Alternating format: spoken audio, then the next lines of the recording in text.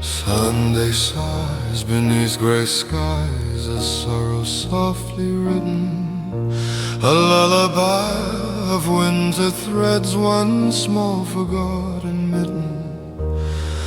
Inside 19, silent vault where careful lights still glow, a child's small glove of pink and wool holds secrets none should know. A handmade gift, a tender stitch, a grandmother's creation, yet folded in its woolen palm sleeps quiet devastation. And somewhere lost its twin may drift through shadows still unseen. A pair once meant to warm a child now haunt the in-between.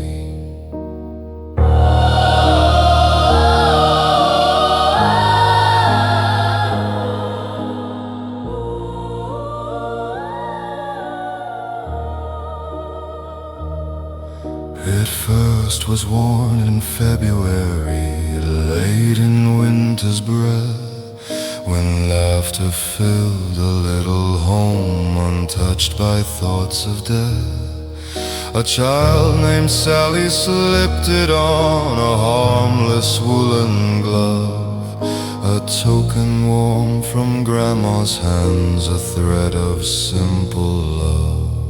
But flesh that touched the mitten's grasp began a silent fall, for organic life within its palm would swiftly rot and pall. No sign appeared for hours to the body fighting still, white cells wavering quietly against the creeping mill. Then tenderness began to rise where warmth had once been given, a swelling joint, a whispering ache beneath the woolen prison. And somewhere deep in hidden cells the living tide withdrew, the mitten slowly teaching flesh what dying bodies do.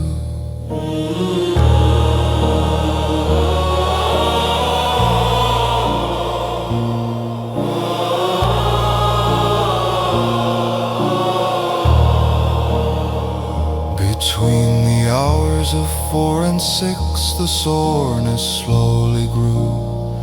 Pale islands formed on living skin where lifeblood once ran true. By hour 6 to 8, the sores began to bloom and break, a leaking tide of pallid fluid from wounds that would not wake.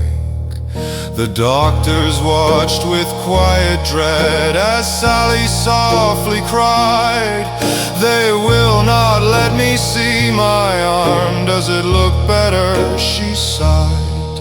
An agent spoke with steady tone, though sorrow lined the air.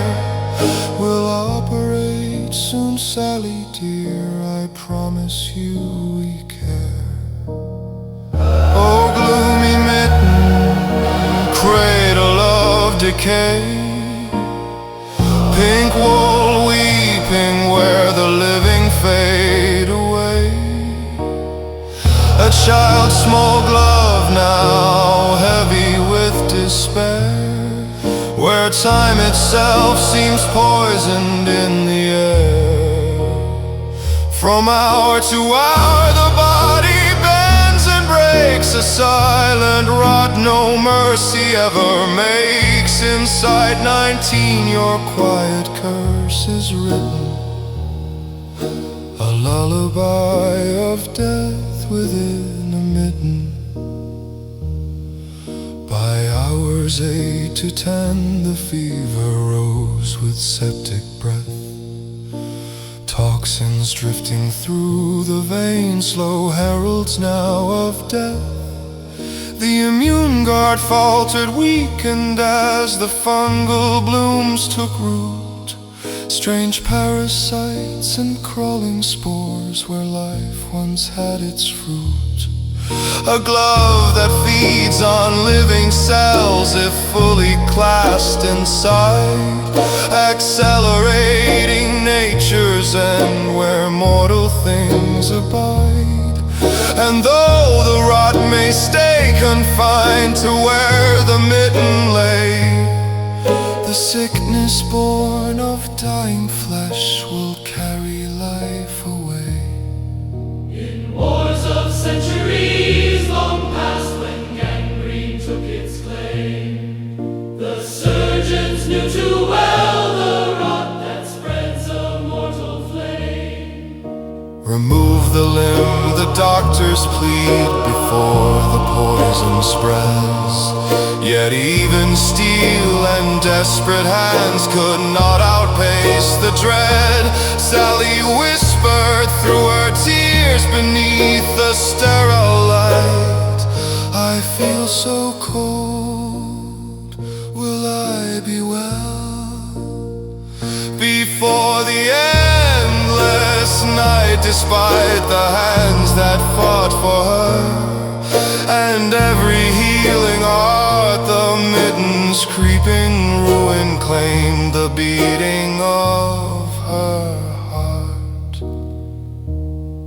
Now sealed away where sterile shadows sleep in quiet rows, berserkers chart the sickness that the gentle mitten sows. Requests for testing linger still, with D-class soon assigned, for knowledge blooms where tragedy has left its mark behind. And though the world forgets the girl whose tears once filled the room, the pink wool waits in silent glass beside her winter tomb. A child's lost warmth turned elegy in threads of faded cotton,